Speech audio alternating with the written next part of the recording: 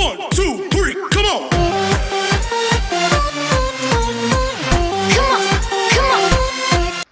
Hello to everyone. तो कैसे हैं आप लोग? तो आप लोग का स्वागत है टॉप लर्निंग चैनल में। तो जैसा कि आपको पता है कि चैप्टर 8 मतलब कि क्लास 8 का जो फोर्स एंड प्रेशर चैप्टर चल रहा था उसका पहला पार्ट मैं अपने पहले वीडियो में डाल चुका हूँ। आइए उसका दूसरा पार्ट है। तो आज हम लोग पढ़ेंगे टाइप्स ऑफ फोर्सेस के बारे में। तो फोर्स के प्रकार के बारे में पढ़ेंगे। तो आपको पता ही होगा कि फोर्स के दो प्रकार होते हैं, एक कॉन्टैक्ट फोर्स है, दूसरा नॉन कॉन्टैक्ट फोर्स है। तो कॉन्टैक्ट फोर्स में क्या होता है, नॉन कॉन्टैक्ट फोर्स में क्या होता है, कॉन्टैक्ट फोर्स के कितने एग्जाम्पल्स हैं, कॉन्टैक्ट फोर्स में कौन कौन से फोर्सेस आते हैं, नॉन कॉन्टैक्ट फोर्स में कौन कौन से फोर्सेस आते हैं। तो चलिए हम लोग देखते हैं। तो कॉन्टैक्ट फोर्स में दो फोर्स के बारे में हमको पढ़ना है, पहला मस्कुलर फोर्स, दूसरा फ्रिक्शनल फोर्स।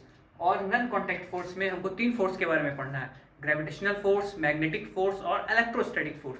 जैसा कि आपको नाम से ही पता चल रहा होगा, कॉन्टैक्ट फोर्स मतलब दो बॉडी के बीच में कॉन्टैक्ट होना जरूरी है। मतलब इसका क्या हुआ कि दो बॉडी जब तक आपस में कांटेक्ट नहीं होंगे, आपस में जुड़ेंगे नहीं, तब तक के फोर्स लगने का कोई चांसेस नहीं है।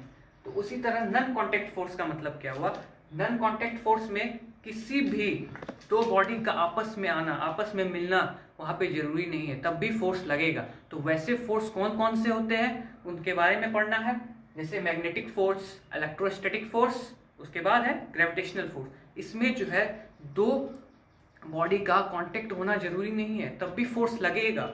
लेकिन कांटेक्ट फोर्स में दो बॉडी का होना जरूरी है, दो बॉडी का होना भी जरूरी है और दो बॉडी का आपस में मिलना भी जरूरी है। तो उस फोर्स को हम क्या कहेंगे, कांटेक्ट फोर्स कहेंगे। तो चलिए कांटेक्ट फोर्स में हमको सबसे पहले मस्कुलर फोर्स पढ़ना है। तो जैसा कि आप लोग को पता है कि मस्कुलर फोर्स सुनते ही नाम आपके दिमाग में आएगा कि मसल्स, इसमें तो मसल्स का यूज तो हुआ होगा। तो मसल्स का इसमें क्या यूज है, मस्कुलर फोर्स मसल से ही लगता है। जैसे कि आप मान लीजिए कोई टेबल पे किताब रखा हुआ है, तो आप किताब जो है बिना छुए, बिना टच किए क्या आप उठा सकते हैं किताब को। मान लीजिए कोई बाईसाइकिल है या कार है, क्या आप उसको बिना टच किए, बिना फोर्स लगाए उसको हिला सकते हैं यहाँ से दूसरी जगह। या मान लीजिए कोई भी टेबल पे कोई भी चीज़ रखा हो, टेबल पे कोई भी चीज़ रखा हो, जैसे ग्लास हो, चाहे वो किताब ही हो, चाहे कुछ भी और सामान हो, कोई और सामान ही क्यों ना हो, आप उसे बिना होल्ड किए, बिना फ्लिक किए, बिना उसको पिकिंग किए आप उसे उठा नहीं सकते।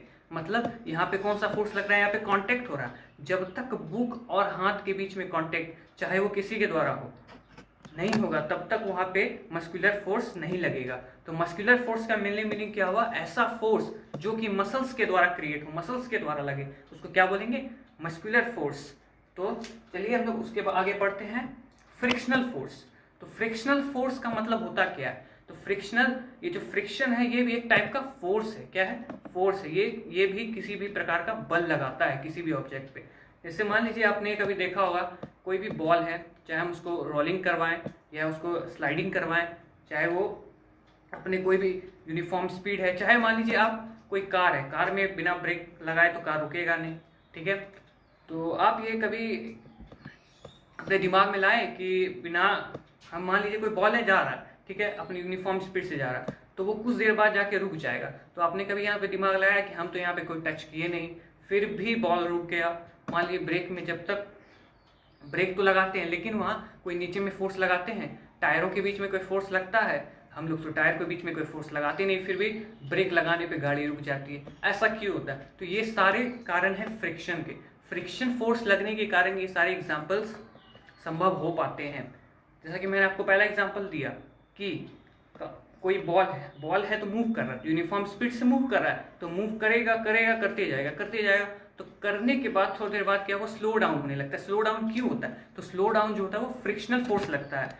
तो फ्रिक्शनल फोर्स जब भी लगता है वो किसके अपोजिट लगता है, वो किसके अपोजिट लगता है, मोशन के अपोजिट। मान लीजिए ये जो है बॉल है, ये बॉल इस डायरेक्शन में जा रहा है, तो फ्रिक्शनल फोर्स जो है इस डायरेक्शन में लगेगा, अपोजिट डायरेक्शन में लगेगा, जिससे क्या करेगा, अपोज करेगा, उसको रोकेगा कि तुम रुको, तुम आगे मत जाओ। मतलब जब तक स्पीड उसको सहन कर पाएगा फ्रिक्शनल फोर्स। अब मान लीजिए स्पीड स्लो हो गया, तो स्पीड स्लो किसके कारण हो गया, फ्रिक्शनल फोर्स के कारण, क्योंकि वो अपोजिट डायरेक्शन में फोर्स लगाना स्टार्ट कर दिया। अपोजिट डायरेक्शन में फोर्स लगाने के कारण क्या होता है, वो रुक जाता है वहां पे। तो उसी तरह जैसे मैंने यहाँ पे लिखा है, it is also type of force which opposes the motion of the object, it always act opposite, it always act opposite to the direction of the motion. It always act opposite to the direction of the it always acts opposite to the direction of the motion. इसका मतलब क्या हुआ कि ये motion मतलब कि जो है ये हमेशा अपोजिट लगता है किसके, मोशन के। मतलब मोशन अगर मान लीजिए कोई बॉडी का मोशन इस तरफ है तो ये डायरेक्शन किधर लगेगा, इसका अपोज करेगा, इसको अपोज करेगा मतलब रोकेगा। तो फ्रिक्शन के मतलब आपको समझ में आ गया होगा। उसके बाद हम लोग पढ़ते हैं नॉन कॉन्टैक्ट फोर्स के बारे में। तो नॉन कॉन्टैक्ट फोर्स के बारे में मैंने आपको बताया है कि यहाँ पे कोई बॉडी का दो बॉडी का जरूरत तो होता है, लेकिन इसके कांटेक्ट में आने का कोई जरूरत नहीं है। तो कांटेक्ट में आने का कोई जरूरत नहीं है तो कैसे फोर्स लगेगा, तो कैसे फोर्स लगेगा, तो चलिए हम लोग पढ़ते हैं नॉन कॉन्टैक्ट फोर्स के बारे में, उसके टाइप्स के बारे में। तो सबसे पहला नॉन कॉन्टैक्ट फोर्स में आता है मैग्नेटिक फोर्स। तो मैग्नेटिक फोर्स होता क्या है? This force acts between two objects in magnetic field. There is no need of connection between the two magnets. This forces acts within the magnetic field. देखिए जैसा कि आपको मैंने बताया कि नॉन कॉन्टैक्ट फोर्स में क्या होता है, नॉन कॉन्टैक्ट फोर्स में क्या होता है, दो बॉडी का आपस में कनेक्शन होना जरूरी नहीं होता। तो उसी तरह मैग्नेटिक फील्ड में बोला कि अगर मान लीजिए आपने एक मैग्नेट को यहाँ रखा, एक मैग्नेट को यहाँ रखा, फिर भी दोनों के बीच में अट्रैक्शन होगा, तो फिर भी दोनों के बीच में रिपल्शन होगा। ऐसा क्यों? यहाँ पे तो दोनों बॉडी एक दूसरे के कांटेक्ट में तो है नहीं, फिर भी यहाँ पे रिपल्सन और अट्रैक्शन क्यों हो रहा है? तो यहाँ पे रिपल्सन और अट्रैक्शन इसलिए हो रहा है क्योंकि ये मैग्नेटिक फील्ड क्रिएट कर रहा है। मैग्नेट जो है मैग्नेटिक फील्ड क्रिएट करता है, जिसके कारण क्या होता है, जैसा कि आपको पता है कि मैग्नेट में दो पोल होते हैं, एक साउथ पोल एक नॉर्थ पोल। तो मान लीजिए दो मैग्नेट का अगर दो पोल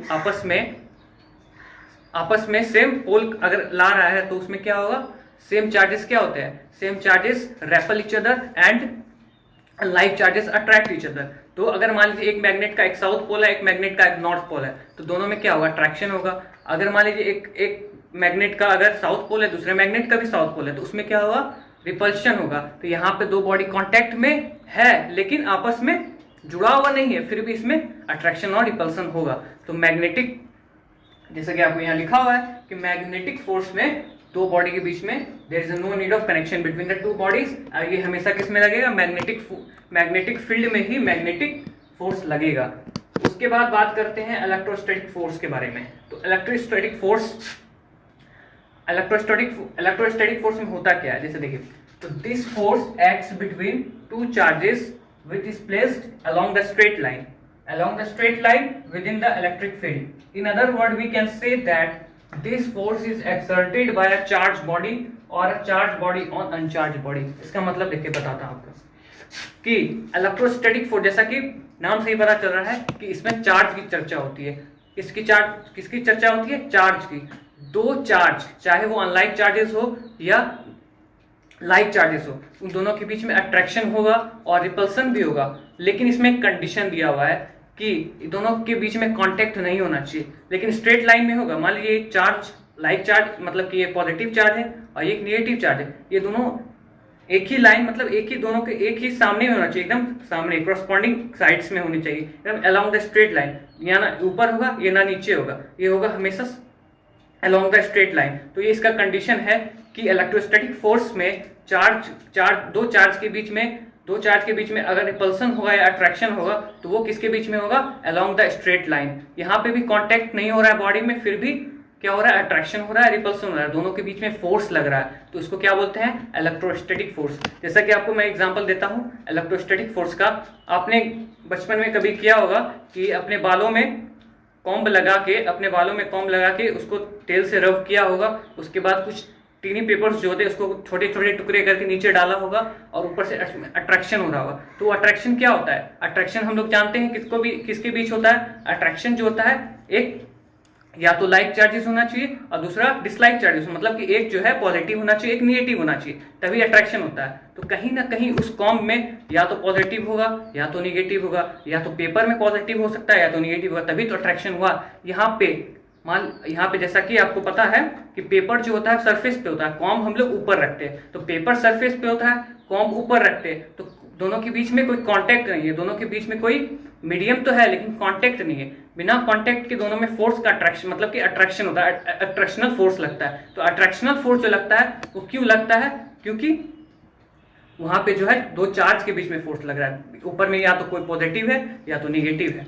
तो यहाँ पे कांटेक्ट की कोई जरूरत है, मैं सिंपली आपको ये बताना चाह रहा था। यहाँ पे दोनों बॉडी के बीच में कांटेक्ट नहीं है, फिर भी फोर्स लग रहा है, जो कि नॉन कांटेक्ट फोर्स का एग्जाम्पल है। उसके बाद मैं आपको एक एग्जाम्पल फिर दे देता हूँ उसमें, कि आपने कभी सिल्क क्लॉथ को किसी भी ग्लास टम्बलर से अगर रब करेंगे, अगर नहीं किया होगा तो करेंगे, करके देखेंगे घर में एक्टिविटी, कि किसी भी ग्लास टम्बलर को अगर हम सिल्क क्लॉथ से रब करेंगे तो कुछ देर बाद क्या होता है, अट्रैक्शन होता है। किसमें? अगर मान लीजिए आपको एक स्ट्रो होता है, जैसे वो वाला प्लास्टिक वाला स्ट्रो होता है ना, जिससे कि वो हम लोग डाब में डाल के पीते हैं, वो स्ट्रो जो होता है वही प्लास्टिक वाला स्ट्रो। अगर आप उसको रफ करेंगे सिल्क क्लॉथ के साथ तो कुछ देर बाद जो होता है उस दोनों के बीच में अट्रैक्शन होता है। तो अट्रैक्शन तो वो भी किसका एग्जांपल है? इलेक्ट्रोस्टैटिक फोर्स का, जिसमें कि कांटेक्ट का कोई जरूरत नहीं होता लेकिन फिर भी फोर्स लगता है, क्योंकि वहां पे लाइक चार्जेस और डिसलाइक चार्जेस प्रेजेंट होते हैं। उसके बाद ग्रेविटेशनल फोर्स, ये इंपॉर्टेंट है। ऐसे तो इंपॉर्टेंट सभी है, लेकिन ग्रेविटेशनल फोर्स का जो हमको ज्यादा पार्ट पढ़ना है वो 9th में पढ़ना है, 10th में भी पढ़ना है, और 12th में हमको किसके बारे में पढ़ना है? डीपली में इलेक्ट्रोस्टैटिक फोर्स के बारे में।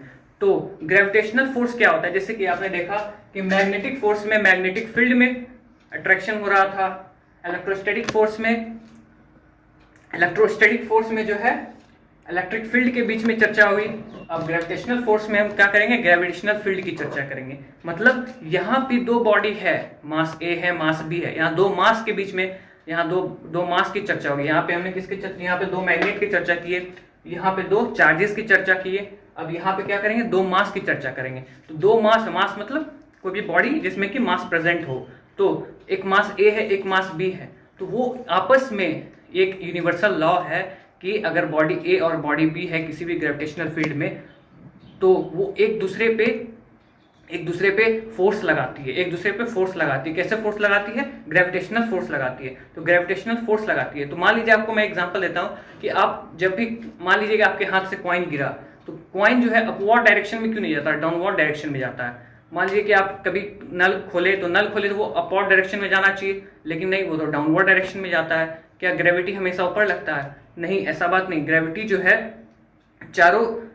जो है हमेशा नीचे नहीं लगता, ग्रेविटी ऊपर भी लगता है, दाएं भी लगता है, साइड भी लगता है। लेकिन हमारे जो मतलब अर्थ जो हम लोग जहाँ पे रहते हैं, यहाँ पे ग्रेविटेशनल फोर्स जो है कहीं और के मुकाबले यहाँ पे ज्यादा है, वो नीचे की ओर ज्यादा, डाउनवर्ड डायरेक्शन की ओर ज्यादा लगता है। इसलिए कोई भी चीज अगर हम अर्थ पे गिराते हैं तो वो नीचे ही गिरता है।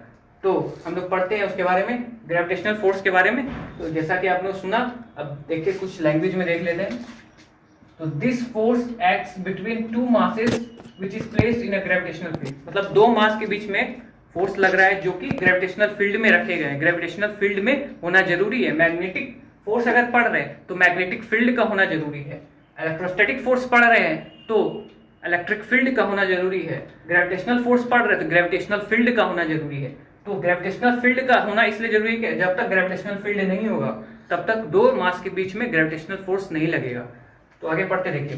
तो electrostatic force is much larger than the gravitational force. Electrostatic force जो होता है बहुत ज्यादा बड़ा होता है किसके मुकाबले? ग्रेविटेशनल फोर्स के मुकाबले। अगर दो चार्ज के बीच में फोर्स या अट्रैक्शन या रिपल्सन लग रहा है तो वो बहुत ज्यादा होता है किसके मुकाबले? तो अगर दो मास के बीच में ग्रेविटेशनल फोर्स लग रहा है, आप मान लीजिए कि दो बॉडी है, मास ए है, मास बी है, और एक चार्ज Q1 है, चार्ज Q2 है, तो दो चार्ज के बीच में अगर अट्रैक्शन भी हो या रिपल्सन भी हो तो वो बहुत ज्यादा है किसके मुकाबले? दो मास के बीच में जो ग्रेविटेशनल फोर्स लग रहा है। तो उम्मीद करता हूं आपको समझ में आ गया होगा। एक लास्ट बच गया कि gravitational force is responsible for the force of gravity. मतलब ये जो ग्रेविटेशनल फोर्स ही ऐसा कारण है जो कि फोर्स ऑफ ग्रेविटी क्रिएट करता है। जैसा कि मैंने आपको बताया कि कोई भी चीज नीचे गिराते हैं तो वो नीचे ही गिरता है, तो अर्थ के कारण gravitational force is responsible for the force of gravity. तो वो कौन सा फोर्स है? तो ग्रेविटेशनल। तो यहीं पे टाइप्स ऑफ फोर्स खत्म होता है कि कॉन्टैक्ट फोर्स क्या था, नॉन कॉन्टैक्ट फोर्स क्या था, उसके बारे में हम लोग डीपली जाने। तो thank you to all of you. आज की क्लास यहीं पे खत्म होता है। तो अगले नेक्स्ट वीडियो में हम लोग प्रेशर की चर्चा करेंगे, एटमॉस्फेरिक प्रेशर की चर्चा करेंगे और उसके बारे में डीपली में जानेंगे। तो थैंक यू टू ऑल।